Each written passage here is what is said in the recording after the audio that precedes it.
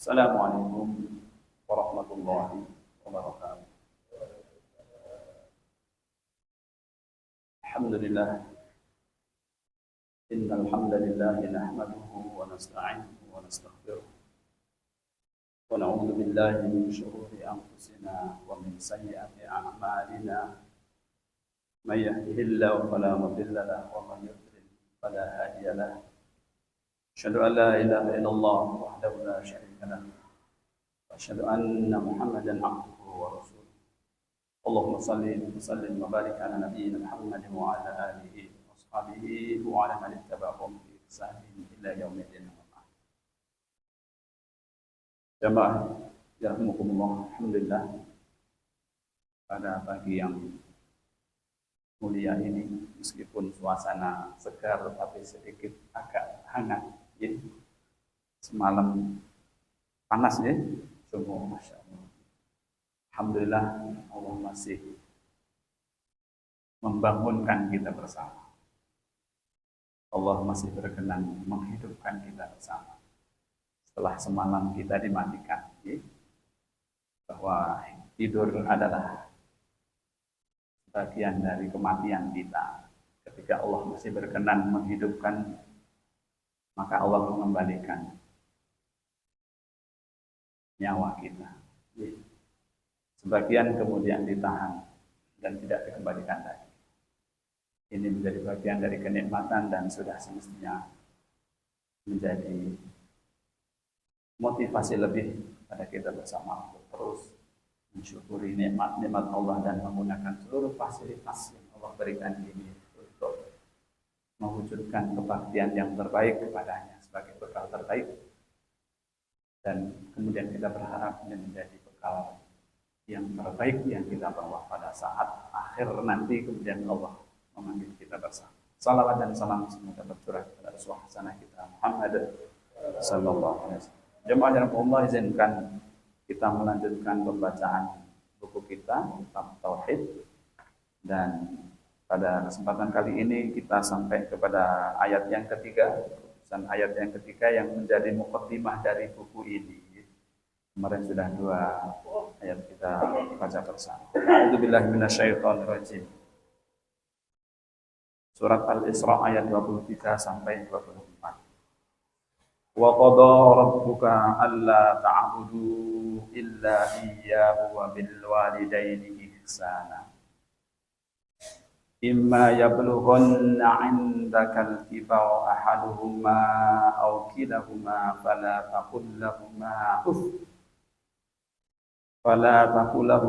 uffin wa la tanharhumā wa qul lahumā qawlan karīmā. واخفض لهما جناح الذل من الرحمة وقل رب ارحمهما كما ربياني صغيرا. Yang terjemahannya, dan Tuhanmu telah memerintahkan supaya kalian jangan menyembah selain Dia, dan supaya kalian berbuat baik kepada kedua ibu bapakmu dengan sebaik-baiknya. Jika salah seorang di antara keduanya atau kedua-duanya sampai berumur lanjut di dalam pemeliharaanmu, maka janganlah sekali-kali kamu mengatakan kepada keduanya perkataan "ah", dan janganlah kamu membentak mereka, dan ucapkanlah kepada mereka perkataan yang mulia. Dan rendahkanlah dirimu terhadap mereka berdua dengan penuh kasih sayang. Dan ucapkanlah, wahai Tuhan, sayangilah mereka berdua bagaimana mereka berdua telah mendidik aku sewaktu aku kecil. Jamaah yang Allah, ayat ini sebagaimana ayat yang lain sungguh mengandung pelajaran yang luar biasa. Sebagai anak keturunan Adam yang kita secara zahir keberadaan atau lahirnya di dunia ini melalui perantaraan kedua orang tua, maka hati seperti apa yang kalau membaca, merenungkan, baru membaca artinya saja kita tidak tersentuh. Hati apa? Ya. Karena betapa kedua orang tua kita luar biasa. Siapapun kedua orang tua adalah manusia yang terhebat bagi kita anak-anaknya. Maka kemudian Allah Subhanahu wa taala dalam ayat ini setelah mewajibkan tauhid, beribadah kepada Allah saja sebagai kewajiban terbesar. Tauhid adalah kewajiban yang paling besar di antara kewajiban-kewajiban semuanya yang Allah syariatkan. Kemudian yang kedua, kemudian mewajibkan setiap hamba untuk wajib berbakti kepada Allah. Ini kedudukan atau makam yang sangat luar biasa di sisi Allah Subhanahu wa taala. Maka ketika syirik sebagai lawan tauhid itu adalah dosa yang paling besar apabila dilakukan oleh seorang hamba, maka durhaka kepada orang tua adalah dosa yang amat sangat besar yang ranking kedua setelah dosa syirik. Na'udzubillah. Kita baca sekilas beberapa makna yang disebutkan di dalam ayat ini. Qadha itu artinya menetapkan, di mana sebagian ahli tafsir menjelaskan ya mewajibkan. Ya.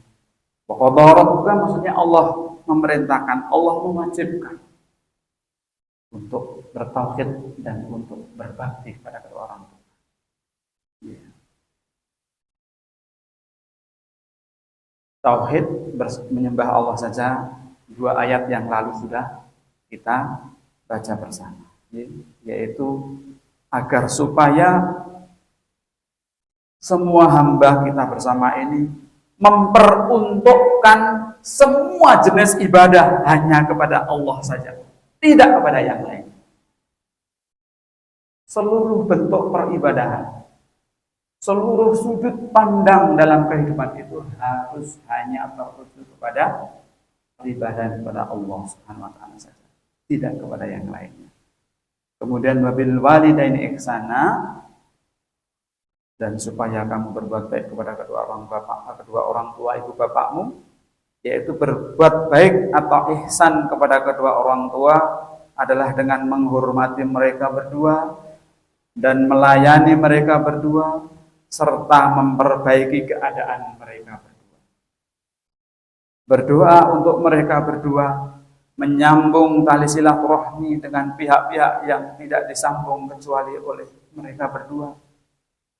Dan ketika kedua orang tua kita telah wafat, maka teruslah mendoakan mereka berdua. Terus mendoakan mereka berdua, serta memuliakan teman-teman mereka berdua, menjaga tali silaturahmi. Wala taqul lahuma uff, maka janganlah sekali-kali kamu mengatakan kepada keduanya perkataan ah. Perkataan ah ini bentuk satu sikap yang paling rendah. Apalagi lebih dari itu, sekedar mengatakan gitu kan. Terkadang ketika dalam kesibukan, dalam urusan, dalam permasalahan yang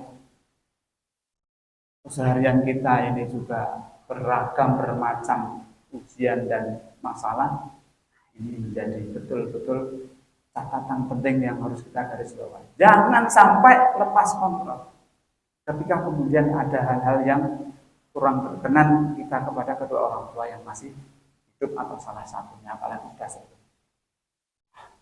Nah, ini sudah dosa besar, durhaka kepada orang tua. Dan jangan sampai tampak dari dirimu apa yang menimbulkan rasa sempit atau menjadikan sedih kedua orang tua. Bahkan kemudian walatan haruma, jangan menghardi, jangan membentak. Nah ini sudah eskalasinya naik. Ini kalau saja nggak boleh, apalagi pripun toh Pak. Padahal mau kita baik, nggak sadar. Pripun to mak? Nah, ini menghargai. Jangan sekali-kali. Ya. Kemudian kita diperintahkan untuk betul-betul berperilaku yang mulia dan tidak ada perkataan atau perilaku yang kasar sedikit pun di dalam ayat ini kedua. Itu ya. Bahkan kemudian wahfid lahu majanahadul limil rahmah. Dan rendahkanlah dirimu terhadap mereka berdua dengan penuh kasih sayang. Yakni dengan bersikap tawadhu, ya, merendahkan diri di hadapan mereka berdua sebagai bentuk kasih sayang, pemuliaan. Bukan karena takut, ya, bukan karena kemudian kita merasa rendah, tidak. Itu sudah semestinya. Dan jangan sampai motivasinya karena ingin mencari bagian dunia kita, gitu ya. Demikian penjelasan sedikit dari buku kita ini. Kalau di Ibnu Katsir ada beberapa hadis yang membersamai ayat ini. Salah satunya saya sampaikan, diriwayatkan dari Anas radhiyallahu anhu.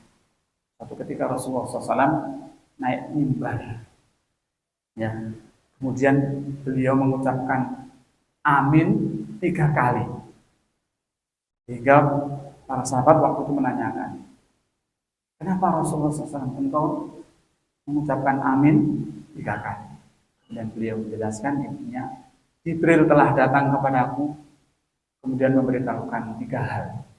Yang pertama, celakalah seseorang yang apabila disebutkan namaku, ia tidak bersolawat kepadaku. Katakanlah amin. Maka kemudian Rasulullah mengucapkan amin. Yang kedua, celakalah seseorang yang ia berjumpa dengan bulan Ramadan, kemudian berlalu bulan Ramadan, tetapi ia tidak sempat atau belum mendapatkan ampunan dari Allah Subhanahu wa taala. Ucapkan amin. Kemudian Rasulullah mengucapkan amin. Dan yang ketiga, celakalah seseorang yang ia mendapatkan kedua orang tua atau salah satunya, satu kemudian sampai usia sepuh, tetapi ia tidak mampu mendapatkan tiket masuk surga karena berbakti kepada keduanya. Celaka orang yang mendapatkan kedua orang tua atau salah satunya, tapi tidak memperoleh kesempatan untuk meraih surga Allah. Katakanlah amin. Maka kemudian Rasulullah mengatakan amin. Hadis ini sahih. Demikian jamaah yang Allah. Tambahan satu riwayat yang ada di dalam tafsir ini. Kemudian faedah yang bisa kita petik dari ayat ini, yang pertama, wajib untuk mengesahkan Allah, mentauhidkan Allah di dalam ibadah. Yang kedua, setiap anak wajib berbakti kepada kedua orang tuanya. Dan yang ketiga, konsep saling menanggung secara sosial adalah bagian dari syariat Islam. Demikian jamaah Allah sedikit dari penjelasan surat Al-Isra ayat 23. Kita cukupkan dan insya Allah pertemuan yang akan datang tinggal satu ayat yang menjadi muqaddimah dari buku kita. Maaf, masih 2 ayat ya. Kita butuh hari ini. Demikian, terima kasih atas perhatiannya. Mohon maaf jika ada khilaf dan kekurangan dalam saya membawakan. Kita tutup dengan doa kafaratul majelis. Subhanallah wa bihamdihi. Asyhadu an la ilaha illa anta astaghfiruka wa atubu ilaik. Assalamualaikum warahmatullahi wabarakatuh.